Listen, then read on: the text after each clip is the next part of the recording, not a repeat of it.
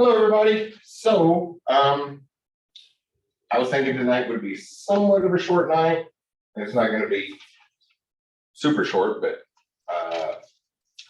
in 15 minutes shorter than the normal one, because I'm taking a guess here that everybody's probably ready to get started on spring break, and well, that's going to start right after our class tonight. So I didn't want to do anything overwhelming. Kind of sort of some odds and ends to wrap up. Oh, there's somebody else.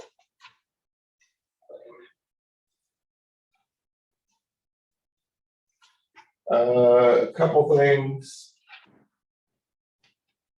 So on the module 4 assignment, I did finally get that put together, one about polymorphism and inheritance. That was the main topic we talked about a couple weeks ago. Let's do some class stuff. I think we do some sort of an example here. I come up with something to do on that, and when I thought back about it, I realized that, well, there's one part in there that might be a little complicated where I said to use list comprehension. So I kind of backed off and said if you get stuck and confused, you don't necessarily need to. You can do that. It's just a normal method of adding something to a list instead of using a comprehension if the filters get confused.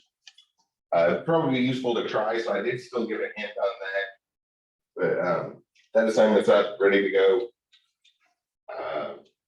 Should be a fairly straightforward example of those concepts using polymorphism and inheritance, and then applying either a list comprehension or a list generator somewhere where we iterate through things, which right now we haven't seen a whole lot of things we can iterate through. So things like the list comprehensions are little more than filters for other lists that we have. So that's kind of what that assignment does. But we are very soon we're going to see begin seeing other things that we can iterate through, where those become more useful when we're looking at something that isn't already a list. But at this current point in the class, what we've covered, all we've really seen that we can iterate through are other lists to filter down. Let's see. I did finish the those last few steps on the GUI last week. If you remember, there was a few things, seemed like we were getting short on time, and there were a few things that were pretty much almost identical to the last homework assignment, that big GUI homework assignment we did a couple weeks ago. So I just did those after class. There's nothing really fancy about that.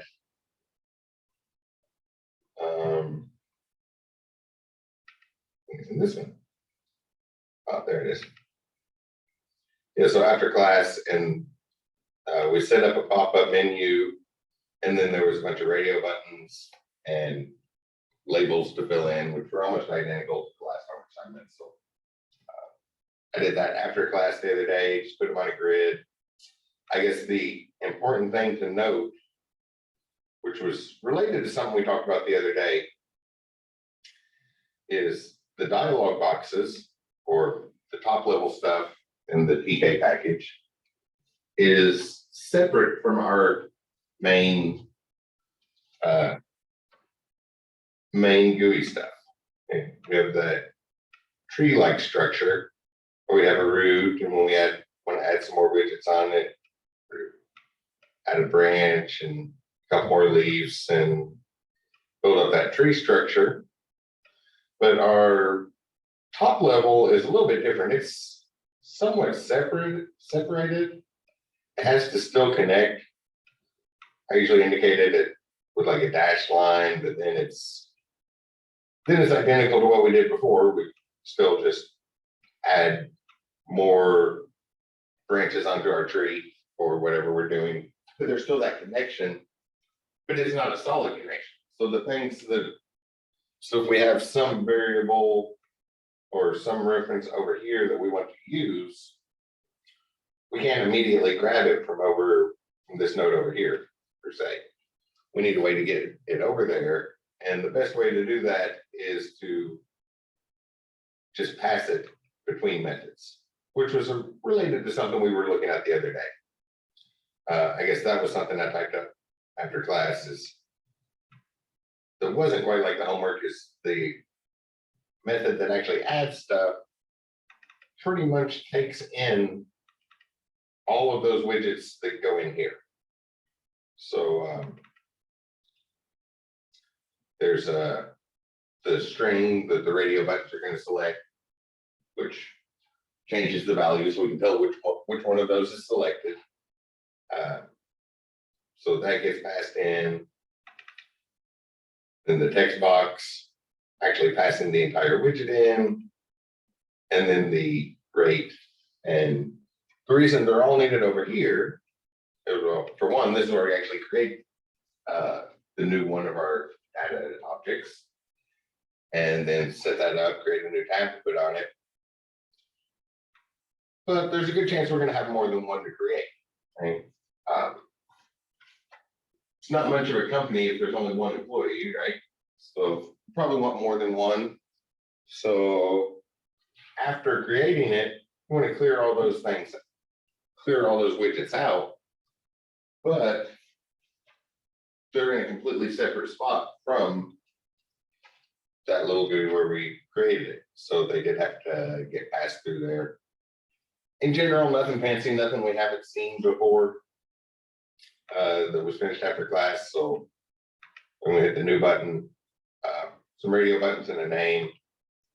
I'll add some stuff in here, 1234, add the employee, and then, whoops, that's not where I meant to click. So it adds the tab in there, but our little window's still opened up, ready to add another employee repeatedly for however many we have.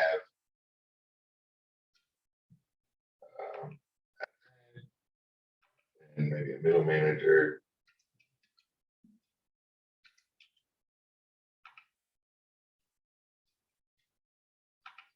That's probably good. But in order to access those text fields and stuff to close them, they needed passed on. So I did get that finished.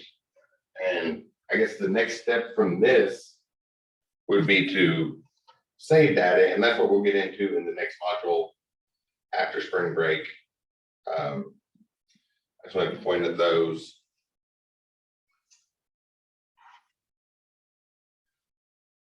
On that next homework assignment, the thing that I was thinking about this morning, where I said I added a hint in, I did kind of run through some examples. I think we've seen most of it. Yeah, that's a different one. So if you get really stuck on that and want to try to figure out the filters, let me know. We can look at those examples, but I was thinking it would be good practice to try, but if you get confused with the list comprehension as it stated in the instruction, because there's a very circular thing in those instructions. Let me look at the picture.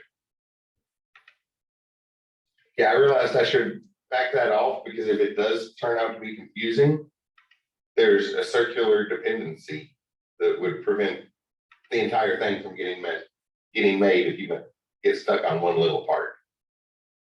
Which,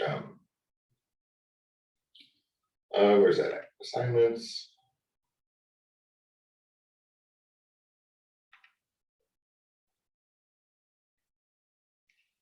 So I drew up some quick class diagrams, and there's the inheritance. We don't know. Let me grab my little pen. We don't know which one of these subclasses will have a runtime. So our method that works with them, the methods that work with them have to work with the parent one. So there's the application of polymorphism and inheritance. But one of those methods is to fill up this list here, is what it's supposed to do. And I said try to do it with a list comprehension. So what you'll do is you'll, if you haven't read through this yet, I just pulled a chunk from project management software where you have a task and the resources that are going to complete those tasks in order to do cost analysis and return on investment and all the regular business numbers off of a project plan before going ahead and investigating it.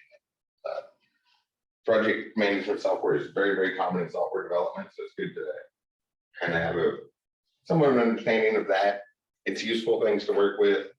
We have tasks and set up the dates and how much they're going to cost, and the cost is based off the resources we use, which is like the people involved or the tools they're going to use, so, different things like that. Really breaking down the cost. It's a little more complicated in the math because that's going to, especially on the tools, that would get into various forms of depreciation from accounting, and that gets complicated. So when you go apply it, you can just do a simple thing. So like if one of the computers in your concrete example test case is going to be used on 3 different tasks, just divide that cost by 3 and say apply that cost on each time is how the math would work out for finding the cost of a task. But you'll notice there's a circular dependence here. There'll be a master list of all the resources we have. And then what I wanted you to do was use a list comprehension on that master list to filter down the resources that would be applicable to a particular task. But then I realized that circular dependence is, you'll notice the resources, assign resources methods have resources in them. So there's that aggregation thing again. And once we have a task assigned, every resource is going to get a list of the task it's assigned to, which is dynamic. So that one's a generator.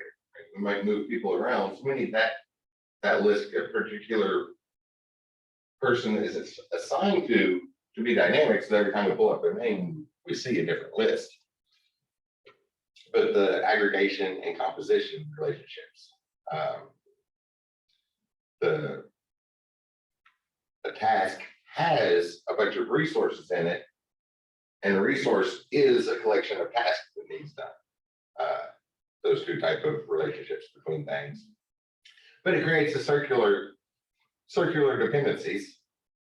In UML diagrams, the dashed line with our symbols for aggregation or composition represent dependencies, like this class depends on another class. You'll notice that makes a nice little circle so that if you were to get stuck on the filters, it would kind of bring the whole thing to a halt.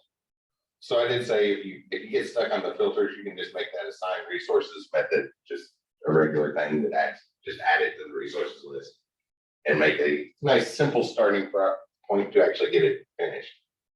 But please give it a try first, right? Because obviously if you give it a try and succeed, that's going to improve your programming abilities. Or if you give it a try and don't succeed, that's also going to improve your programming abilities. One of my favorite statements is we don't learn anything from the stuff we get right. It's when we mess up, that's when the learning process happens. When we don't get something right and have to figure out why it went wrong. That's where things actually improve and all that. If you also get stuck, let me know. And we can kind of go through the process on expanding the filters because it might depend on more complicated filtering than we've seen in class at this point. Which is a nice segue to the next thing I want to talk. Well, I guess just a direction I'm going to point to it. I said more complicated than we've seen in class. And by that, I'm expanding the version more complicated than not just class, but our learning situation. Right? When you get stuck, you go to Google and look stuff up. Right?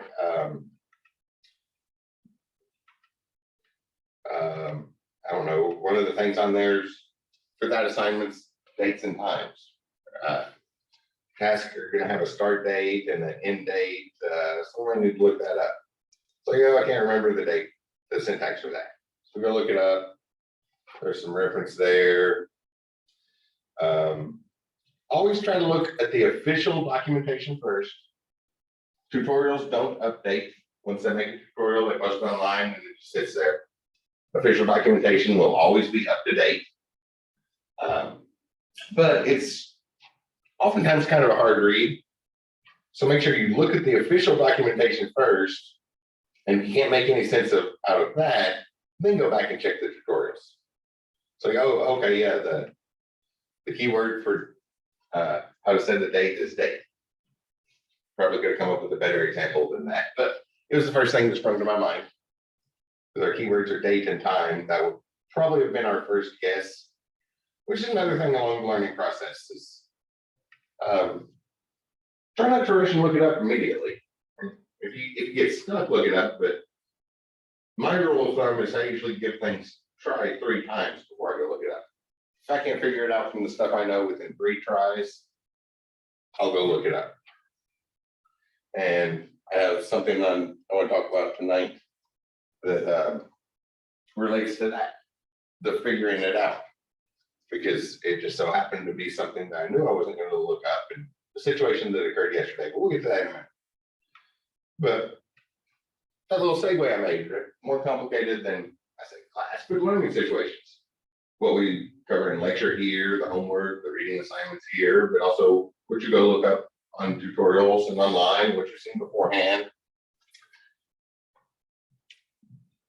Well, whoops. If we look at these, here's the W3 schools site.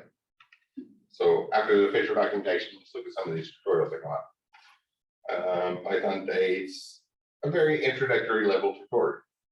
Like here's the syntax. Got to move on from there. And there's probably a whole bunch of them. Y'all probably have a list of a few that you like. Geeks for Geeks usually does really great stuff, but they have lots of advertising. Usually have some overwhelming advertising that pops up in a moment, but they have great explanations to go a little bit further. This still is pretty much introductory level. And at this point, what I was wanting to say is y'all are probably ready to start moving up a notch.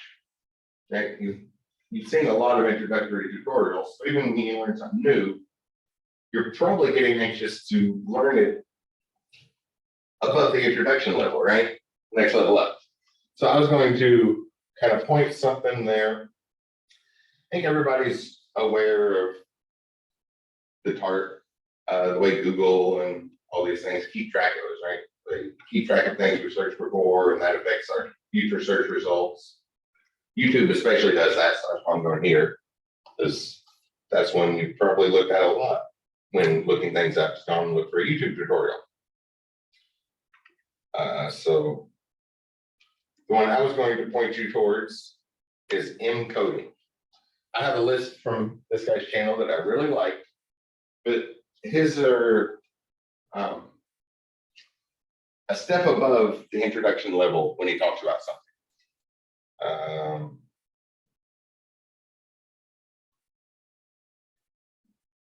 Where's a good one? Oh, actually, I have to stop my share and share the video. Share with video. I'm turning my volume down. It's at 30, so hopefully it's not too loud, but I've noticed before when I share the Zoom video, it doesn't come through this, or obviously it's not going to come through at the same volume as the microphone here in the room with me. So yeah, I'm getting ready to hit play on something. Oh, that would be a really useful one for a few things. I was looking for a particular video, but his stuff is a little bit, yeah, oh, this is a good one. So a tutorial on loops after the ad is YouTube. Oh, more ads. Hopefully it won't take too long. Oh, there we go. Now, of course, this variable I is going to be incremented by the range iterator on its own. So this I plus equals 1 actually has no noticeable effect besides running and taking up time.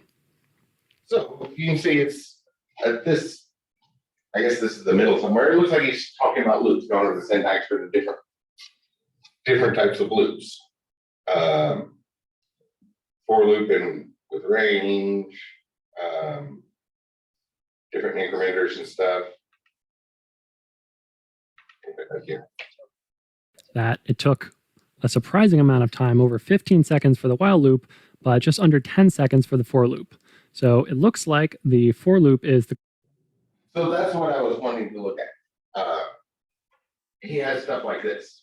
He pulls up telemetry on the different things he's doing. So it's a tutorial, but you'll get comparative analysis along the way with the tutorial and learn of different things. All his videos are pretty short.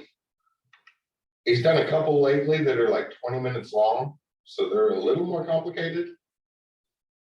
But if you check out his channel, watch a few of these videos, and obviously YouTube's algorithm is going to notice you watch the more advanced Python videos, not the introductory level tutorial ones, and then you'll start getting a whole lot of better recommendations for Python tutorials when you look at those.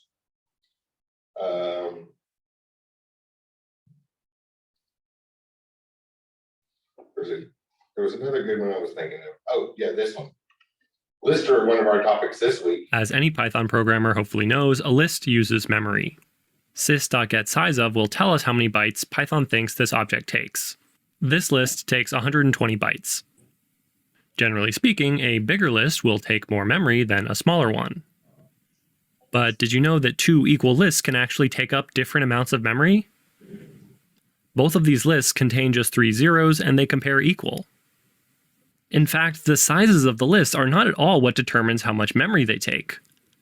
Here I have an 8-element list taking up the same 120 bytes that the 3-element list takes up.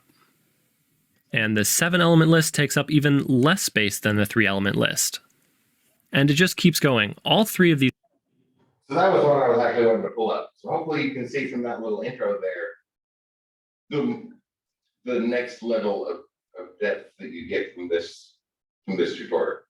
So it's still not up to the things where like they run Python and assembly code side by side.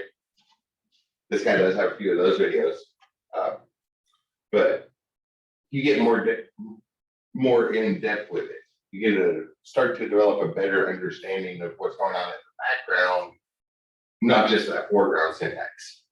So that is definitely something that I've been waiting anxiously to point you all towards. And this guy has a whole lot of really good short videos all about Python. So it's him coding. If you just check out his channel, then watch a couple of those videos. Obviously, YouTube's algorithm is going to notice that. So when you look for Python tutorials again, you'll see more of the slightly more advanced tutorials, not the ones that are catering to people their first week of learning Python. Because at this point, you're probably getting impatient with some of those, right? Whenever you go to look for a tutorial and you see a video, when it's like, this might be it, and immediately put it on double speed to just rush through it really quick because you've seen a whole lot of the introduction level tutorials. So this might be a good way to step up to the next one. And then YouTube's algorithm will notice it. This one, we're 25 newbie Python. Yeah, this video. At Hilton, stay up past her. We'll skip that, but you can see the type tutorial. So that would be a great one to start with. 25 newbie Python habits unique ditch, which is probably something you're feeling like anyway, right? You all might have noticed that the way we approach Python in this course is a little bit different than what you would have seen in the SDEV 140 class. And some of you all saw in the SDEV 120 class. Maybe everybody saw that in the SDEV 120. It was just added into that one in the fall. But in those class courses, we were looking at more general ideas. So we had to use Python in funny ways sometimes, just so that it would generalize to other programming languages. So at least watch this video right here. And to help you find it, I'll just copy and I'll just post that in the chat room. Oh, maybe I won't. I thought I copied it.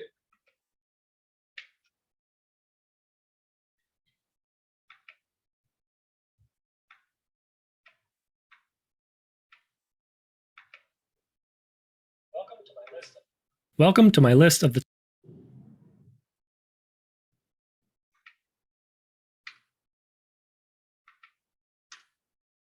There we go. That time I copied it. So that's one of my first recommendations for watching that and yeah, kind of take things up a step with the Python that you write.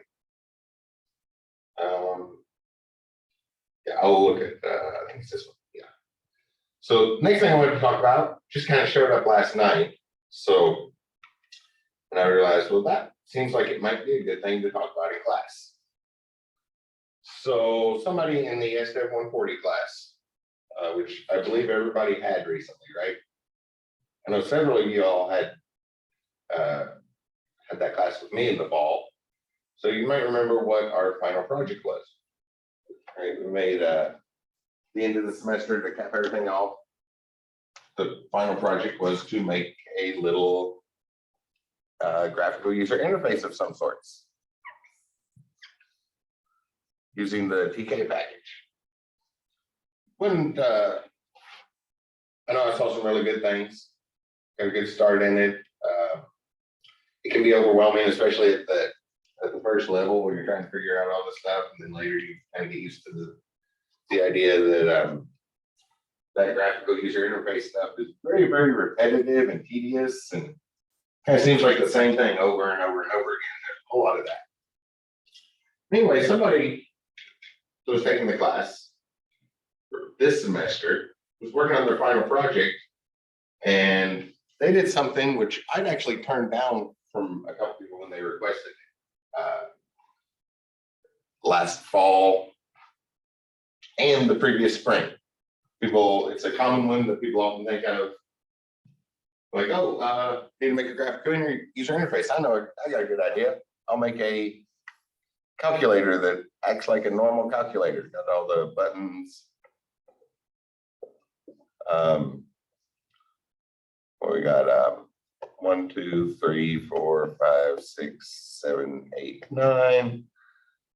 Our equal button, a 0 down here, add, subtract, multiply. I guess I should do this. With equals over here, then I'll put divide here. I don't know, maybe an exponent there, just to fill in the space. But the normal looking calculator, right, kind of matches our physical ones. With our buttons where we enter stuff the way humans do things. That's not the one I meant to grab. That's a fancy one. Okay. On the ones that's not a fancy calculator, the basic one. A bunch of buttons.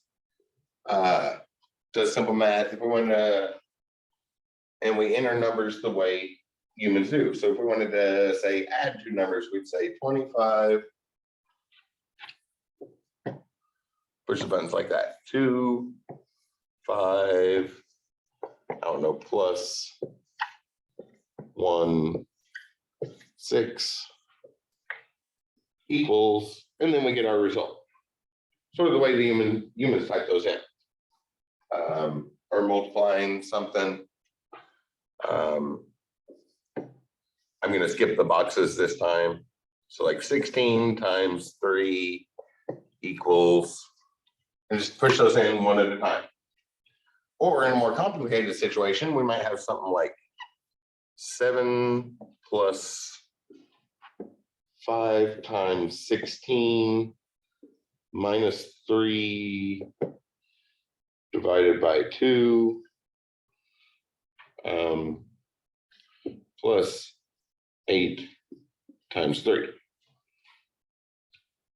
That one's still a fairly straightforward equation, but there is something we need to consider there, right? In this case, it just takes the first number, adds it to the second number. So same thing here, only multiplies it. But here, if we waited until the end to hit equal sign, that means this needs done first. Then that needs second. Then we do that. And we come back and do our fourth operation here, which will get us one number. Then the fifth operation. And finally at the end, then we have everything. So while it looks straightforward when we write it down, and most of us have probably seen enough things like that in math class, or been to the grocery store enough times that a series of simple operations like that aren't going to be a whole lot of trouble for us. But putting in the calculator can be a bit of a problem. In particular, the last two times I've taught the SDEV 140 class, people have suggested making a Python or a calculator for their GUI project at the end, and I turned that down for them at the 140 level because of this word right here. Postfix. So everything I just wrote on the board, that's how humans do this, right? All these buttons I drew, well, not exponents, I'll erase the exponent, but all those buttons I drew on there are binary operations. They take in two numbers, right? Here, a 25 and a 16, a 16 and a 3. Here, well, the order we go through them, but always two numbers at a time. That's why those big curly braces I tried to draw there stretch out so far, because we always have to grab two numbers from that. But that's how a human does it. That's not how a machine does it. If a machine needs to do a binary operation, it needs to know ahead of time that it's going to do a binary operation. So for this one, for the machine, we do plus first. Plus 25, 16. So the order that the machine needs that in is a completely different order than what humans would do that in.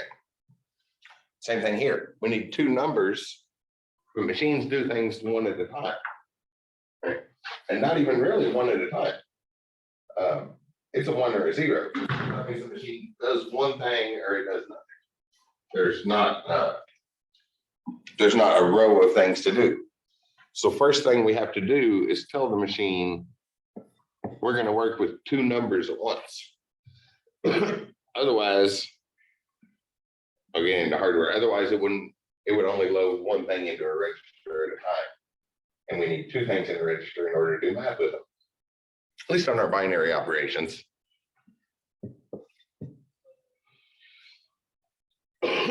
Which this is not too hard to work around. And it's a very, very common thing to see in computer science. I'll write it up here on the board. Very common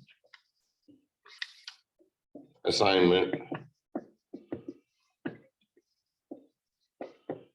in, I'll just say programming.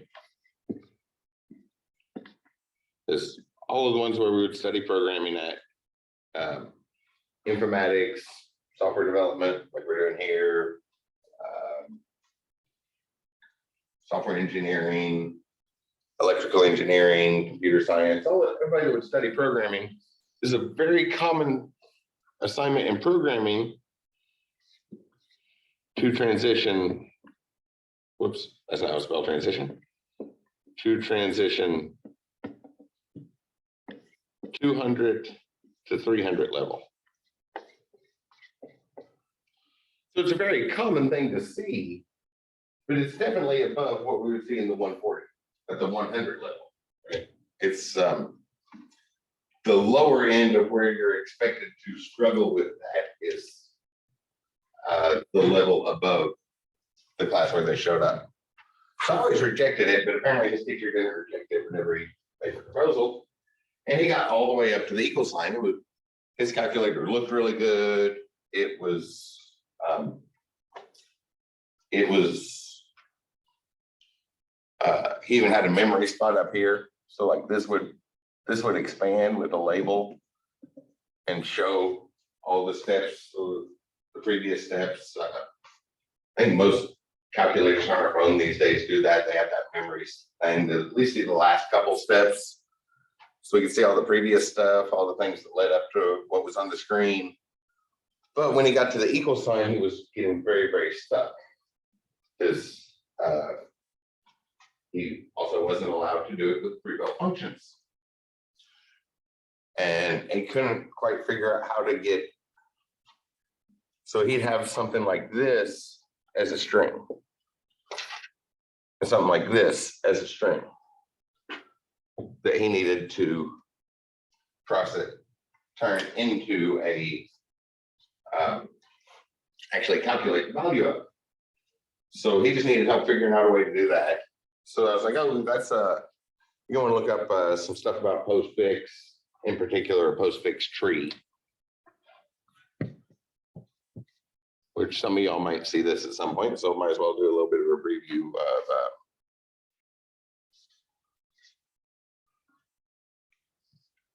node, left, right. Which that's how we describe that. Is that on the board? Did I drift off? Oh, I drifted off the board. Let me put it up here. Node, left, right. So when we get down to this level, that's what we say to describe that over and over and over again. And I was like, oh yeah, that's going to be a postfix tree. You can just put that in Google. We did. And that just confused him more because everything he was seeing was set for that level where people learn it and just the standard tutorials for that level. So he was just seeing node left, right over and over again. It's like those words made it more confusing, not helpful. So then I needed to come up with a way to help him get that going. And then after I come up with a couple algorithms, I was like, hey, this might be a good thing to go over in class and just talk about algorithm development because we haven't seen that in a couple classes, right? There's a couple classes ago where you sit down and really focus on what you were doing with the algorithms, and everything since then has been nice, nice planned out assignments that are designed to fit within the time constraints of the classroom. So they're not going to eat up all your time. That way you can move on and do more stuff. So it's probably been a minute since you really focused on stuff. I think everybody in here has heard me say more than once, I completely agree. Anything that fits in the time constraints of the classroom can be done without a plan.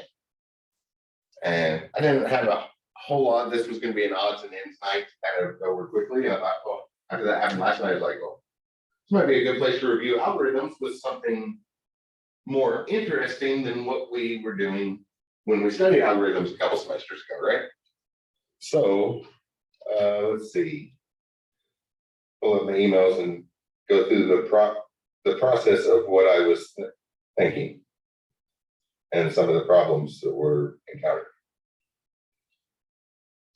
So first thing I told him, so he had strings look like this without any problem. There is a built-in module in Python that might work, but I didn't get a chance to check it. There is an evaluate thing, but where I'm used to using that, I also need always have to use the representation function, and that converts data types into Python types, and then they can be evaluated. And it might just work with strings directly. I remember that this morning after his project was due, so it wasn't any help. I was like, oh, there is a pre-built function that would work, but his teacher also wanted him to do it by hand, or do it the long way without using pre-built functions. Because again, in the SDEV 140 class, we're supposed to be studying software development in general, the things that relate to other languages. So Python might have that, but most of our languages don't, because a postfix tree is a common thing for people to study on their way through their learning to program courses. So first thing I did is just try to set it up like a loop.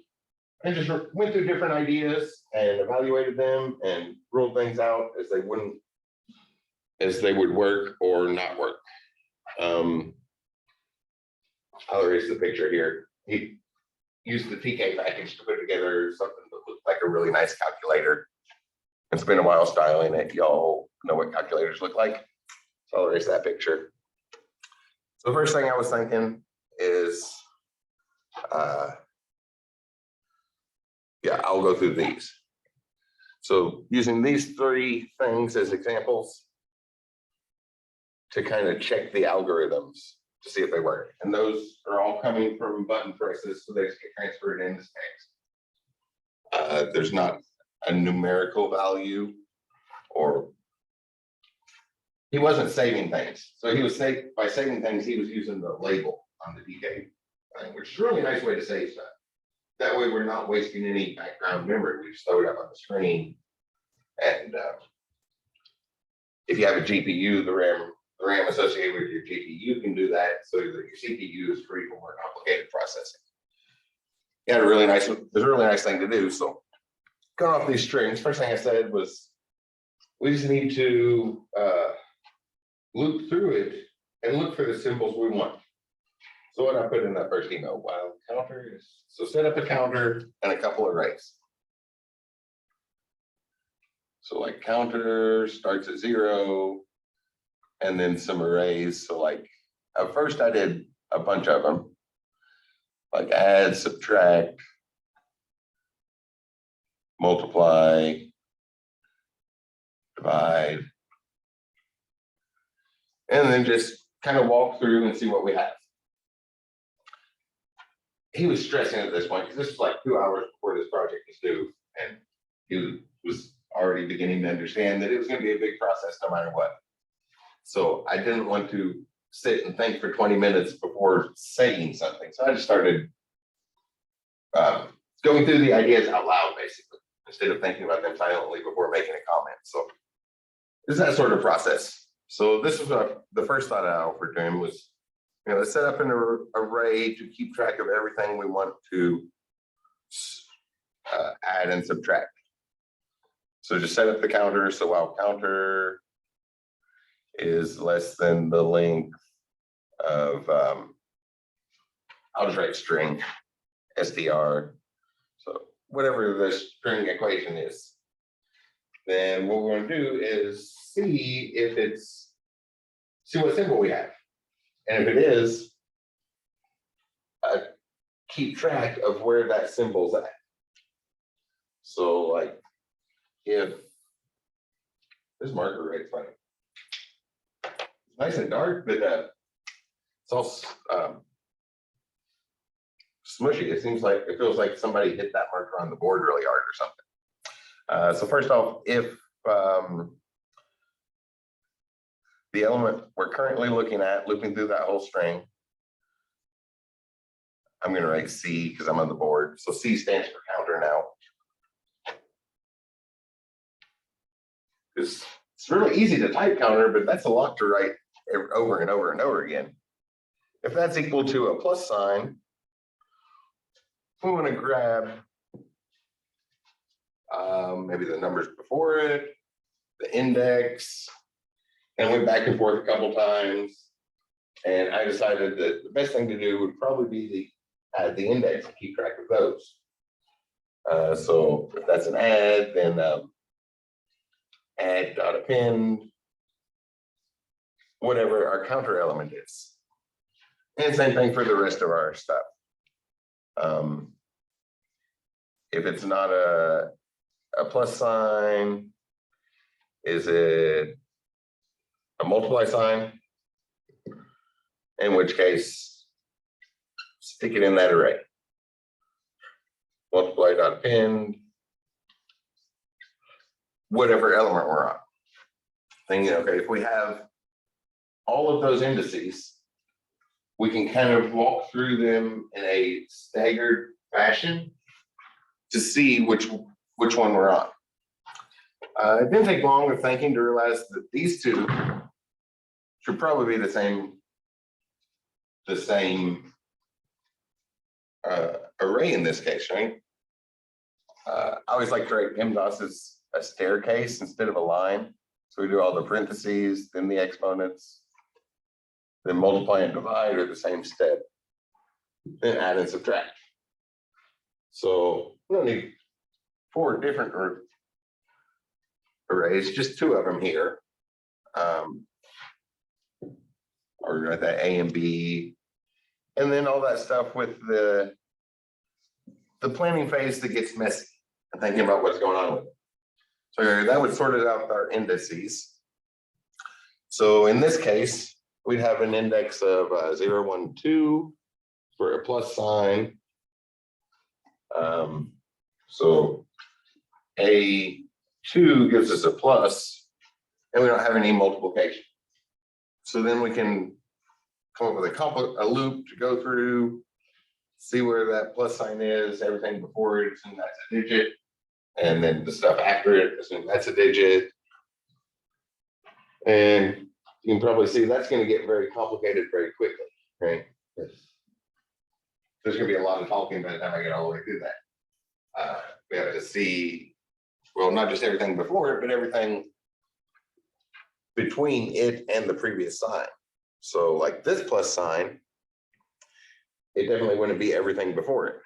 We need a way to sort out all the stuff back to the previous sign, which means we need more complicated comparisons with the multiply, divide, or the other add, subtract, figure out where every single one of those is, and really kind of split up our array, and starts to get complicated.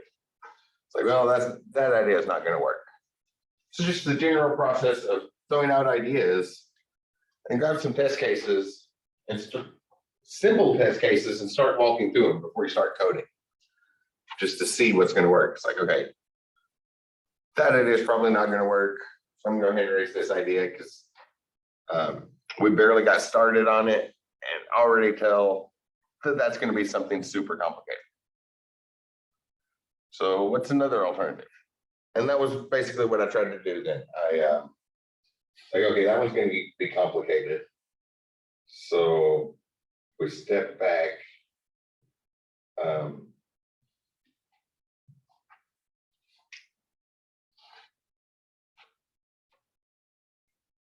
And try another idea. So then I wrote up 2 more ideas, I think.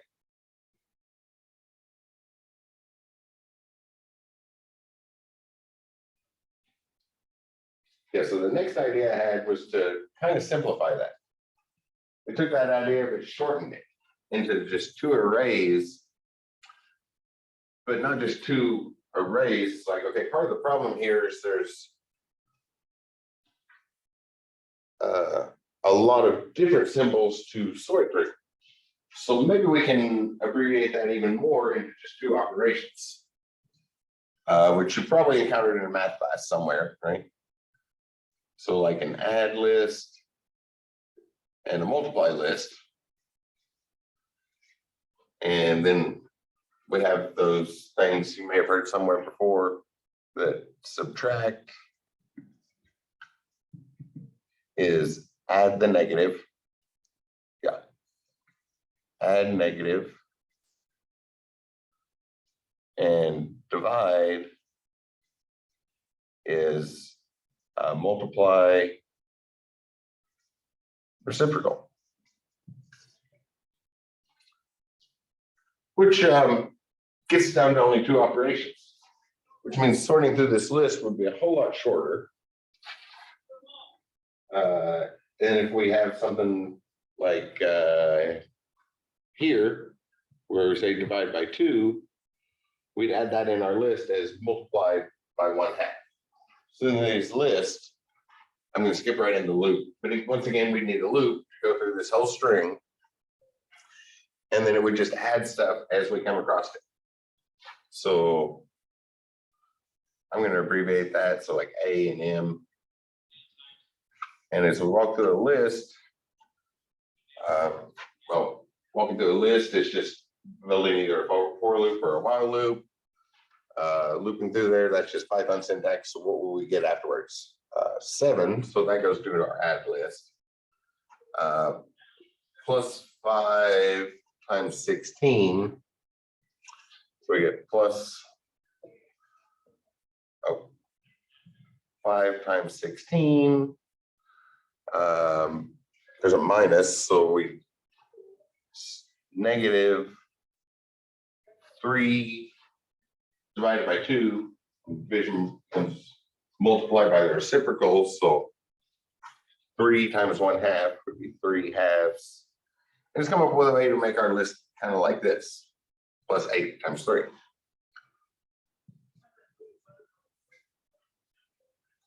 And once we get this list built, we'll walk through and this list and look for the multiplication that we need to do. So it looks like we have a 5, 16. Why not write that out like it was? We have a 3 divided by 2 there. So all we've looked at is addition and subtraction. 5 and 16. Negative 3, 1/2, 8, 3. And then we should be able to walk through this list and just multiply all those numbers together. And then bring those back up here and add it. And you can see it's getting very complicated again. So there was a whole lot of that getting complicated over, and things were getting very complicated very quickly.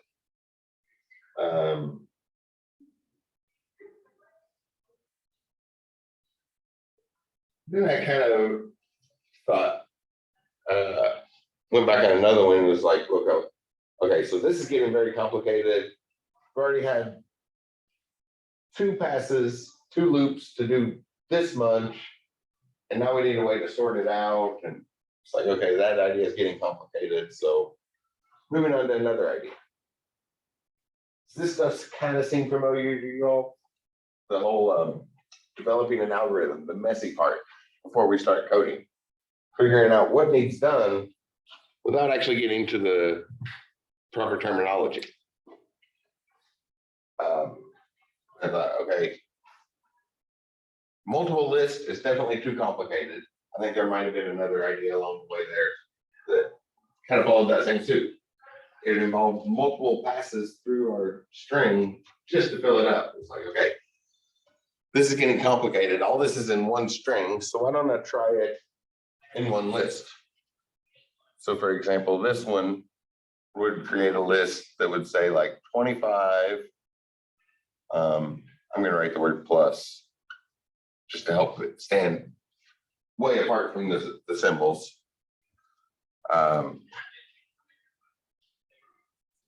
When we hit so that would happen when we hit that plus key. So we enter the digits 2, 5, and when we hit plus, that's when it adds it to memory as a 25. So do the same thing here and just add it to a list. The same thing when we get to the equal sign. At that point, our list would be 25 plus from the first one, followed by a 16, and it equals.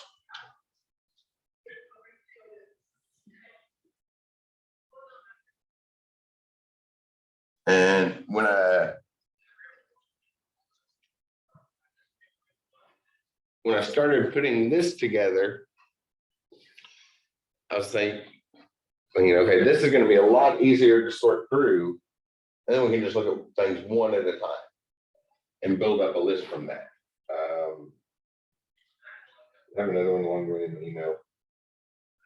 Yeah, so this is like where we hit 25 plus, then we get this when we hit 16 equals.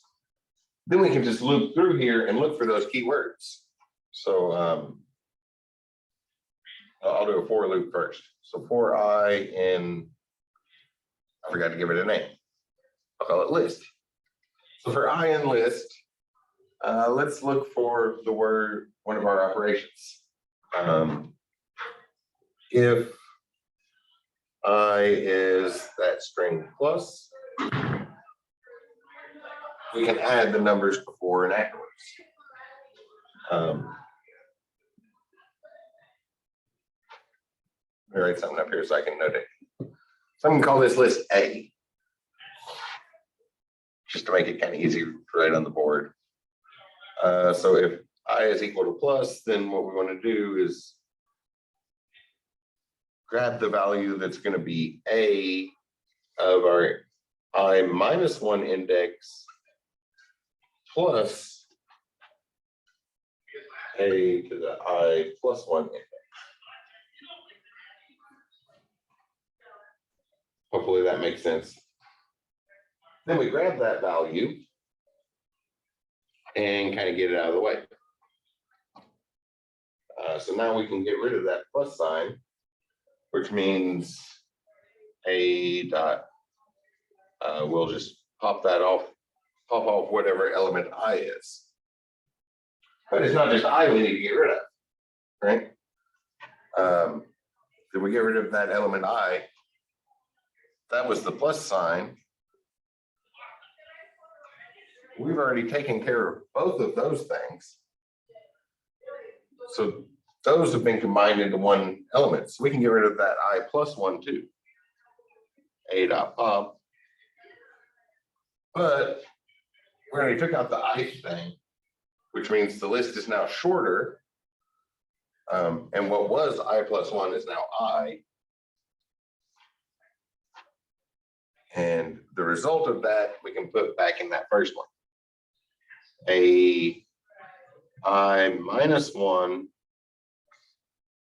is whatever we found from that, the temporary thing. Kind of messy there at the bottom of the board, but I have it written up in code. We'll look at it here in just a second. But then we have another problem because the size of our list A changed. And this is the segue point into what we're going to start looking into after spring break. First half of the semester here, we were looking mostly at Python syntax, getting used to using that. In the second half, we're going to be looking more for how we process that, how we get through things. Leading up to trees, we're going to look at a couple of types of trees. Since I mentioned it, we might go ahead and do a postfix and a prefix tree.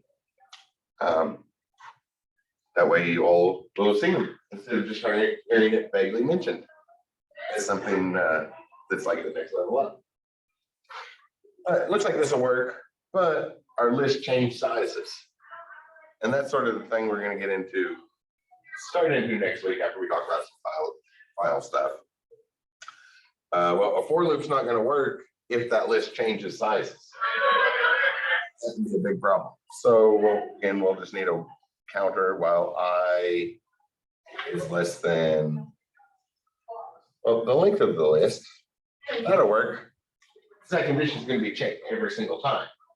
So our list got shorter, but when we come back around, we're going to recompare to a shorter list. It looks like that's kind of going to work.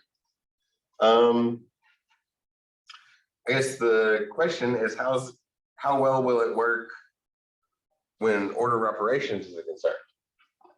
And there's the pause points along the way of cleaning that up.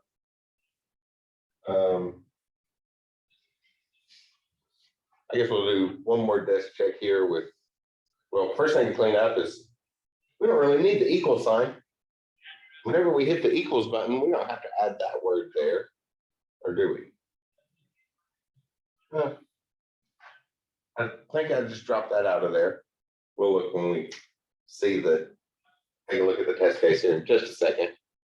Let's look at this one, 7 plus 5 times 16.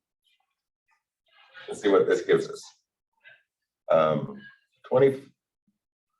So we get a 7, the word plus, a 5, the word times, and 16.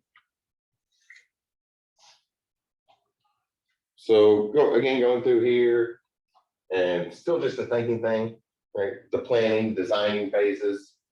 There's a lot of this. It's part of the reason I wanted to show it. Now that we're up to more complicated situations, there's a lot more pre-thinking before we even get to really writing stuff down. All I wrote down is just some random notes to help organize the thoughts as I think through it. Not even really writing an algorithm yet. So in this case, we want to worry about order of operations. And by order of operations, which I apparently already erased from the board, but I think everybody has had that drilled into their head at some point along the way through school. We want to multiply first. So now this almost looks like an algorithm. There's still a specific point there. So if we walk through here, we're going to look for the word multiply. Nope. There it is.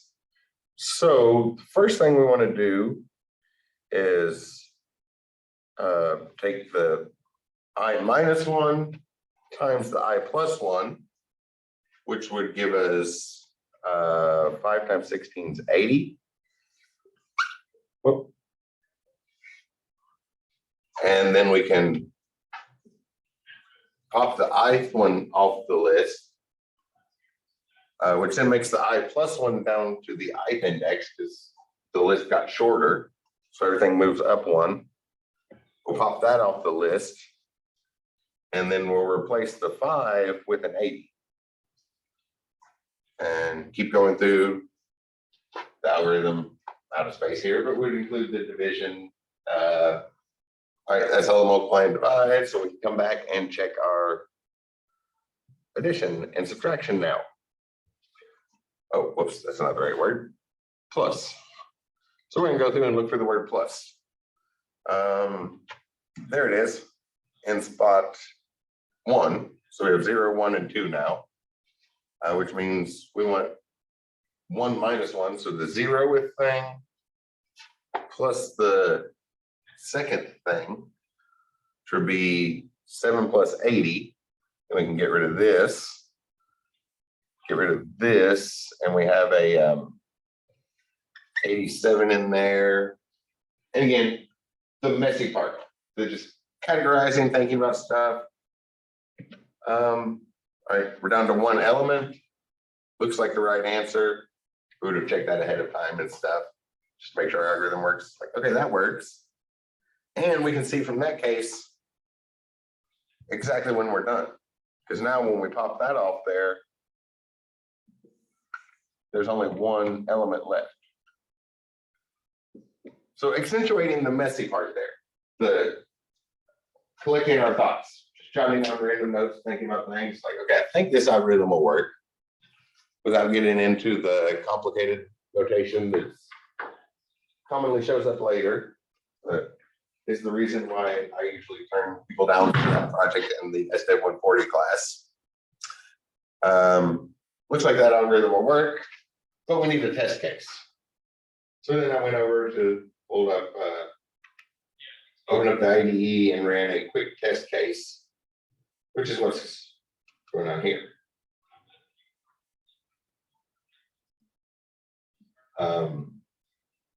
So here's what we're going to enter.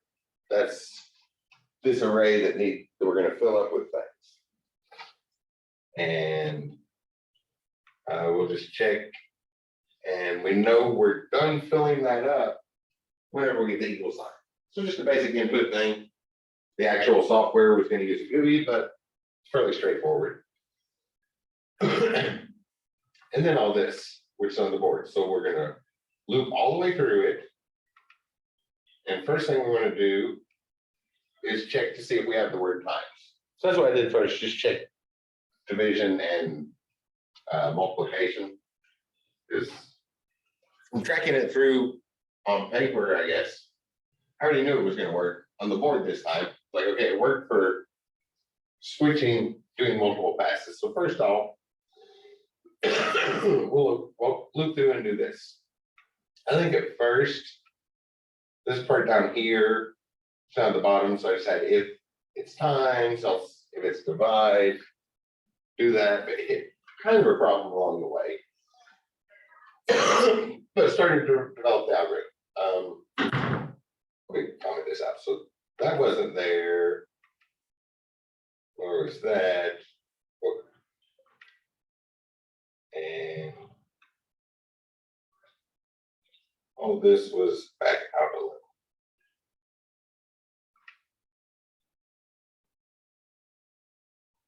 Yeah, I think I had this at first. Like, okay, that's the stuff I thought I'd do in my mind. Check if it's times, if it's divide, and we get to the end of our loop. Check to see if we've counted everything. If we've got everything, make it 5 times bigger than however long that is. That way it's definitely going to meet that condition to exit the loop. And just the general process of algorithm development. The thing I wanted to stress is that messy thing. The part that usually doesn't show up in class, because everything we see in a classroom was kind of tailored to fit nicely into the type constraints of a classroom.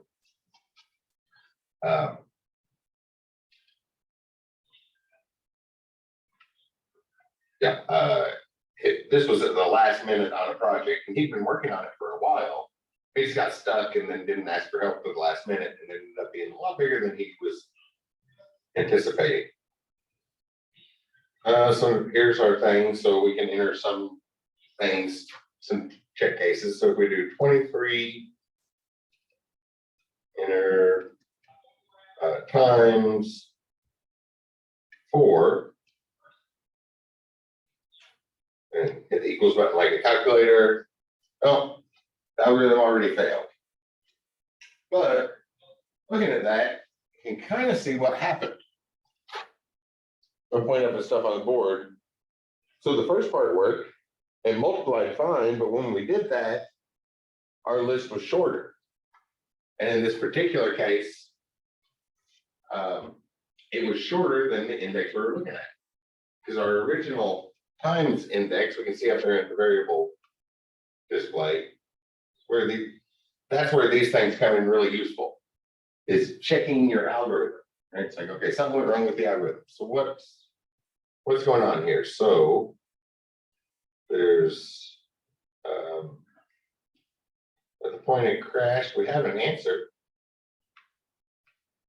Not only do we have an answer, we have the correct answer, it looks like. Our operations has the correct answer.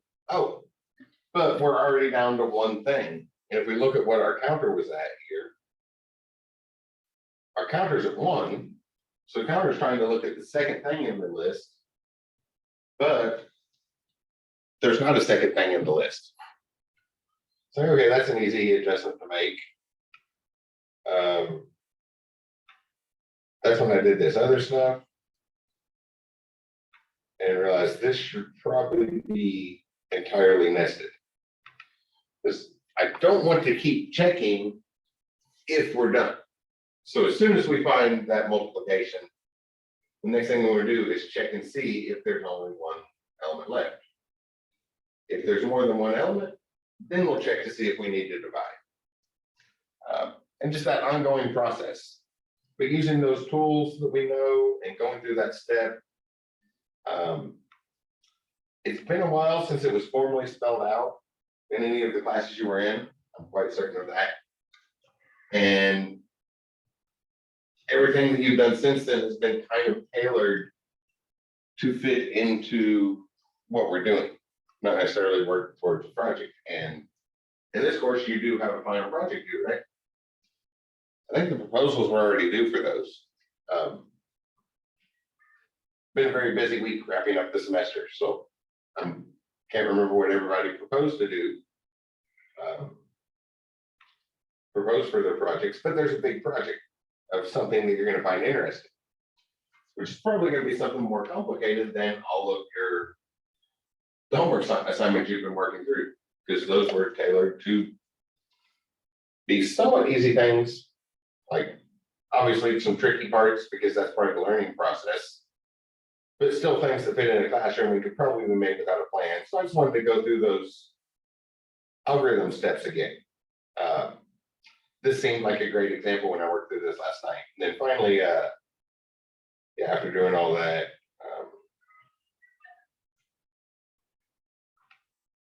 where's invalids index? Oh, and this one needs ended. Oh, no, that doesn't need it. Oh yeah, and then eventually I realized that no matter what, I'll just go ahead and increment the counter. Because if we find that we've got all the way down to a single number and we have the solution, then we can just make it really big. Something we know is definitely bigger than our list. So if we make it even bigger after that, it's not going to hurt anything. So, but if we don't have a solution, we want to increment our counter and keep walking through it. So then we should be able to enter some of these things. I guess I only have times and divide right now here, so somewhat restricted. So 3 times 4 divide by 6 should get us back to a 2,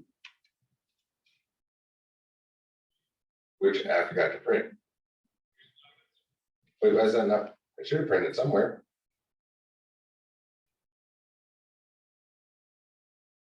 Is it just behind my picture here? Oh yeah, there it is. It printed out. So that got us back to a 2. It looks like it worked. I ran a few more test cases. That algorithm kind of worked, but the general process there, right? That was a complicated situation. There's a common tool used to fix it. But the common tool was a couple levels above where he was. So he needed to know how to fix it with the tools he's seen. And when we walked through that last night, I thought, oh, might be a good time to remind everybody about the algorithm testing process.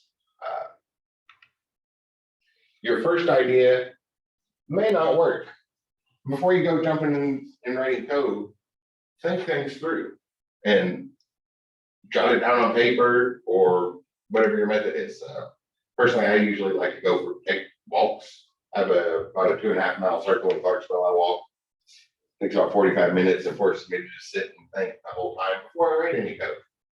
And think things through thoroughly. That way you're not digging yourself in a hole. And the more code you write, the more committed you are to something.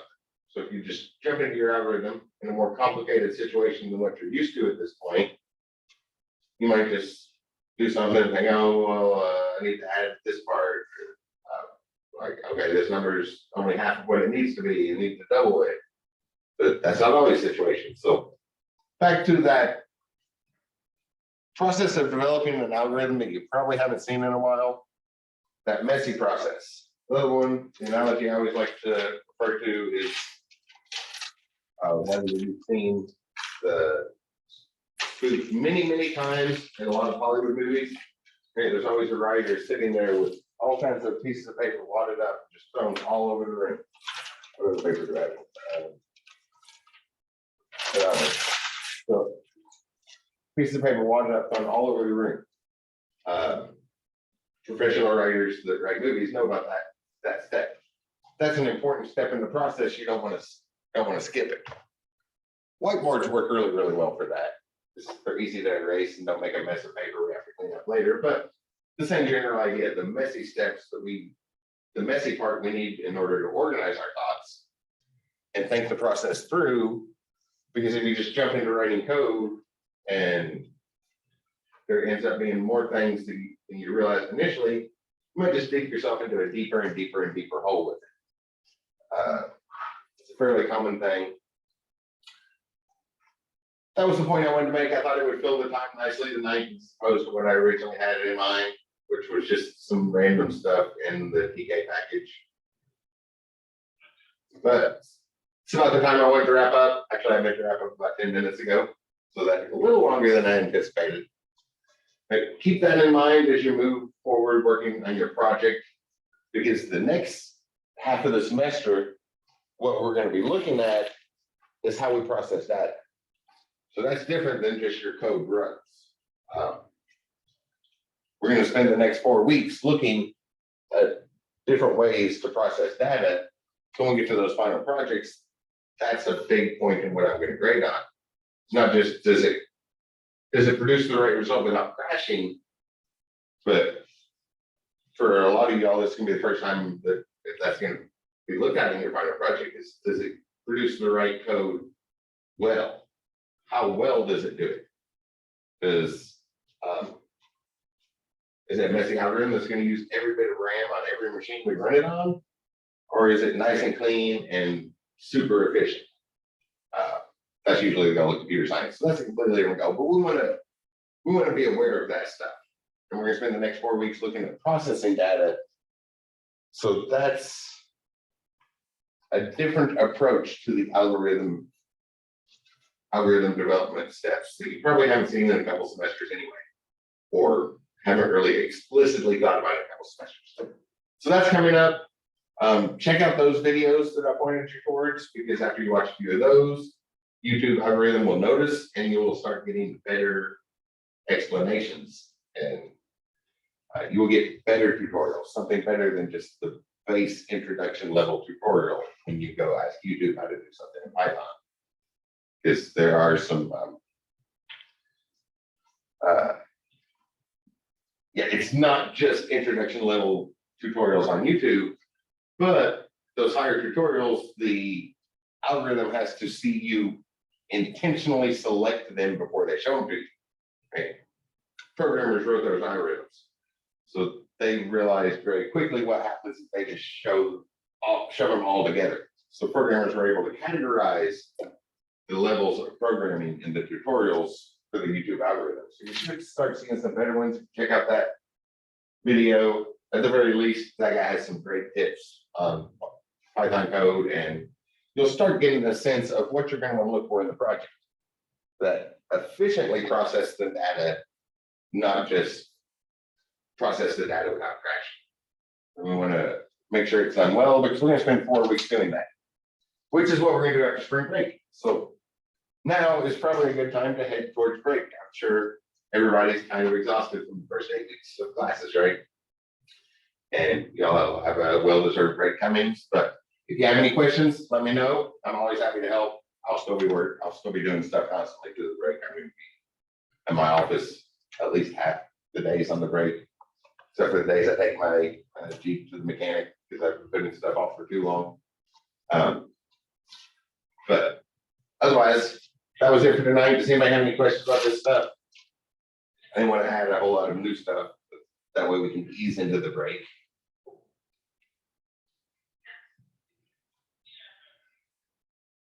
Okay, I assume the silence means no questions. So y'all have a great week. I hope you're able to relax some and enjoy the weather. Hopefully it's going to be like it was today. That was a really nice day. So I will see you all next Thursday. So the break starts tomorrow. So we have 7 days.